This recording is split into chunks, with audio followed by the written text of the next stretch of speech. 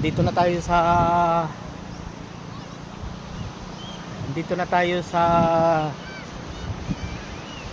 kabilang Ibayo, Barangay Maugat. Barangay Batuhan. Kabilang Ibayo, Pola. Kaya mga mangyan, ang problema dito, maganda sana dito. Ang problema dito ay madumi baka.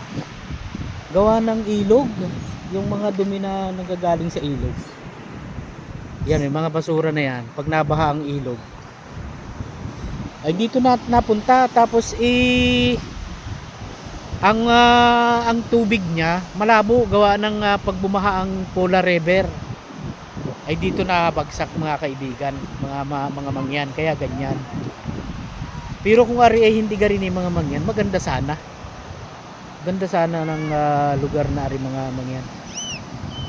Oh, lalo na paghibas mga mangyan.